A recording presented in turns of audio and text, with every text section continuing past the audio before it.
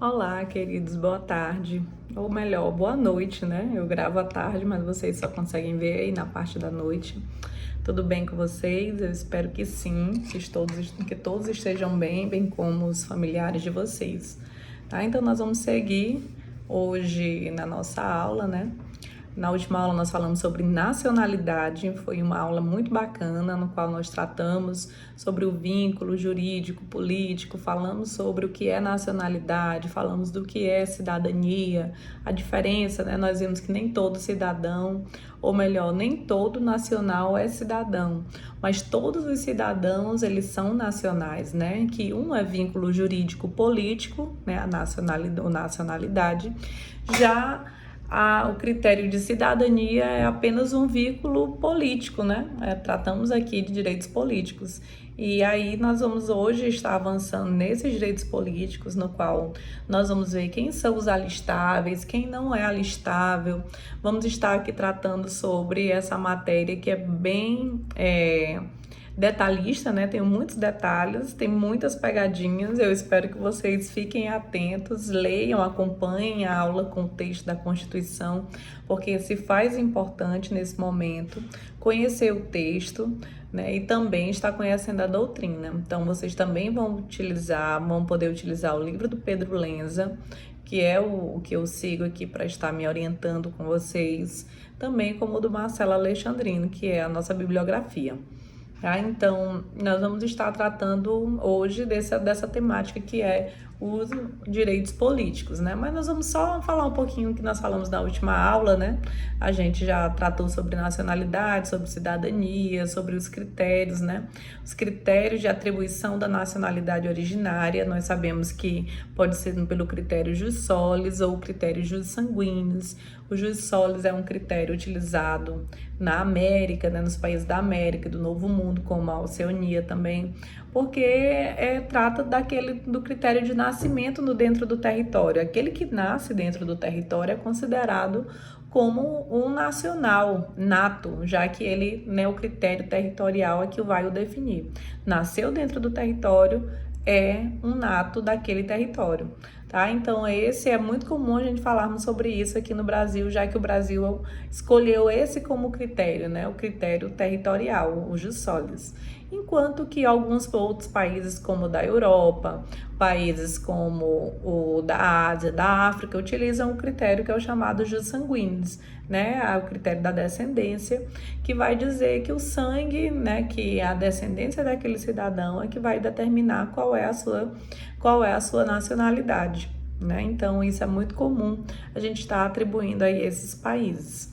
E nós já sabemos, né, o que diz lá no artigo 12, que são brasileiros natos, os nascidos em território brasileiro, exceto aquelas pessoas que são filhos de pais ou mães estrangeiras que estejam a serviço do seu país.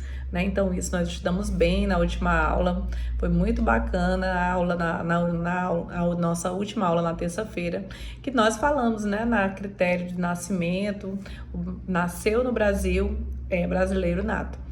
Serviço oficial, né? Só se ele estiver em serviço oficial é que ele não vai poder se naturalizar ou poder ser considerado nato, porque ele vai ter nascido no Brasil, mas como seus pais estão cumprindo ali a atividade oficial, né? Eles estão como oficiais do seu país, eles são como fosse uma extensão do seu país. Então, ali naquele momento, mesmo nascido em território brasileiro, não é considerado brasileiro nato. E aí nós vimos os critérios, né? Mesmo pessoas nascidas fora do Brasil, se encontrarem uma embaixada brasileira e quiserem registrar os seus filhos, também são considerados natos. Vindo para o Brasil, né? Mas ainda assim, depois de atingida a maioridade, venham optar por ser brasileiro nato, eles também podem, né? Mesmo esses estrangeiros, brasileiros que estejam aí em outras regiões.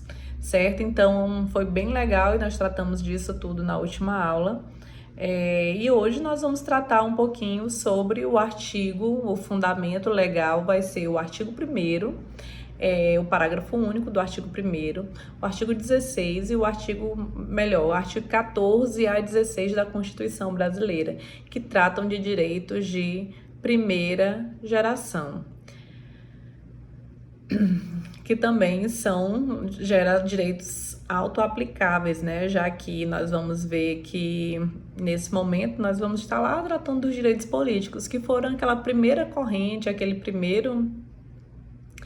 primeiros que foram o primeiro motivo de luta de todos aqueles que lutaram aí por direitos, principalmente durante as revoluções, né? Então, a primeira coisa que se lutou foi pelo direito político, né? Pelo direito de primeira geração, que era de votar, de ser votado, de fazer com que a democracia chegasse aos países de forma ampla. E aí nós sabemos que nem todo nacional brasileiro é cidadão, né? Nem todo nacional brasileiro é cidadão, nós já sabemos que a cidadania ela é menor do que o critério de nacionalidade. Ele pode ser nacional, mas não é cidadão. Mas em via de regra, todo cidadão antes de tudo, ele é um nacional. Nós sabemos que a única exceção são os portugueses, né, equiparados a brasileiros nacionalizados, que se alistem no exterior, se alistem como eleitor, na verdade. Também quem possui dupla nacionalidade não necessariamente possui dupla cidadania. Então isso foi só para a gente relembrar, para a gente entender quem é o nacional, quem é esse cidadão, de quem nós estamos falando de direitos políticos. Daqueles cidadãos brasileiros que, né, mesmo naturalizados, podem ser natos e naturalizados, tem o direito de cidadania adquirido aí pelos critérios que o Brasil vai eleger. E é sobre esses critérios que nós vamos estar aqui falando nesse momento, tá? Então, antes da gente falar dos critérios que faz com que uma pessoa se torne cidadão no Brasil, exerça os seus direitos políticos, nós vamos falar sobre os modelos de democracia, né? Já que é sinônimo de garantia de direito, é a gente tratar de democracia, né? A democracia, como nós sabemos, é apenas um sistema de governo, né? Então, o Brasil ele é uma república porque ele foi dividido em entes diferentes, né? Deu para cada ente a sua autonomia, ele é uma república por isso, porque ele garante a autonomia de cada um dos seus entes. E ele é uma democracia também, ele é uma república democrática porque garante a participação da população na indicação, ou melhor, na eleição dos seus governantes. E nós temos 3 tipos de democracia. A democracia direta, onde não há intermediação entre o cidadão e a condução do Estado, né, entre o poder. Não há uma intermediação, as pessoas conseguem administrar o país sem eleger os seus representantes. Eles exercem o seu direito de forma direta, né? Então, nós temos a indireta ou representativa, que o grau de delegabilidade ao poder público é altíssimo, né? As decisões políticas ficam na mão apenas dos representantes, não há participação direta da população.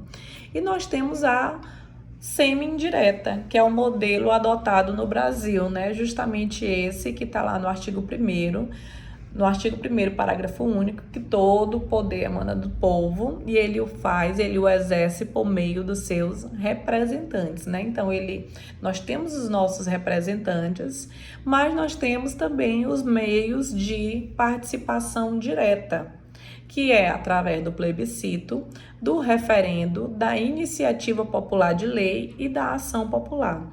Então, quando nós falamos desses 3, né, plebiscito, referendo, iniciativa popular de lei e ação popular, 4 formas de participação, nós estamos dizendo que nós elegemos os nossos representantes, sim, né? Há uma representatividade, mas também nós dizemos que nós temos as formas de participação direta, em que a população é consultada ou antes ou depois do ato, a iniciativa de lei que é própria da população. E por fim, né, nós podemos dizer que nós podemos, através da ação popular, diretamente, todos os cidadãos, né, nós já sabemos que esse é o critério, está anulando algum ato que venha estar causando lesão ao patrimônio público.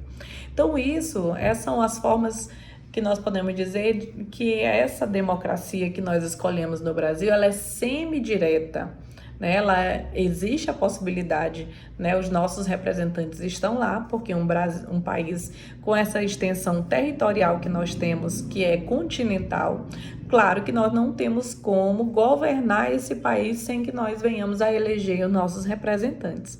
Mas também a Constituição deixou claro em algumas possibilidades de estarmos participando do governo de forma direta, né, das decisões que são tomadas para que o melhor, né, o bem-estar da população seja garantido. Tá? Então, a iniciativa popular, né, só uma observaçãozinha, é a possibilidade de projetos de lei originárias e complementares serem apresentadas por cidadãos, pelos eleitores, né? Nós já falamos disso. Nós já falamos, inclusive, da lei de iniciativa popular que nós tivemos na nossa cidade. Então, isso é uma forma de demonstrar que nós temos os nossos representantes, mas nós, enquanto povo, também podemos nos manifestar de forma direta sobre determinado assunto. Se nós queremos que determinado assunto seja regulamentado por lei, os nossos representantes não o façam, é possível sim que nós venhamos fazer de maneira direta a iniciativa, né? A iniciativa da lei, porque o trâmite dela lá no Congresso, lá na Câmara de Vereadores, lá na Assembleia Legislativa, ela vai ter que acontecer. E tratando de forma geral, de forma no governo federal, né, as leis federais, nós podemos dizer que elas devem ser subscritas por 1% do eleitorado nacional, dividido por pelo menos 5 unidades da federação, e em cada uma obter apoio de no mínimo 0,3% do respectivo eleitorado. Não é admissível para as propostas de emenda à Constituição de 88, já que as PECs, as constituições estaduais podem, segundo o STF, ser admitidas pelas cartas locais, né? Então, não é possível a mudança da Constituição, né, haver proposta a emenda constitucional por meio de lei de iniciativa popular. Nós podemos tratar de todos os assuntos, mas nós não podemos emendar a Constituição, porque somente ao Congresso foi dado as leis que tenham iniciativa no próprio Congresso, né? Como nós já sabemos, quais, né? Nós vamos estudar isso aqui um pouquinho mais adiante, tá? Então, é possível a emenda constitucional pelo Congresso e pelo presidente, né? Desde que ele o faça pelo trâmite legal. Então, para alguns autores, o orçamento participativo, por exemplo, né? Que é feito anual, a cada 4 anos, né? O orçamento participativo é uma das formas também de estarmos participando diretamente do governo, né? A democracia direta e participativa também vem a estar acontecendo, ok? Então, no próximo momento, nós vamos estar falando um pouquinho sobre o voto, sobre os critérios que a Constituição elegeu para que alguém seja considerado cidadão e esse venha a votar e a ser votado no Brasil, tá? Aguenta aí só um pouquinho.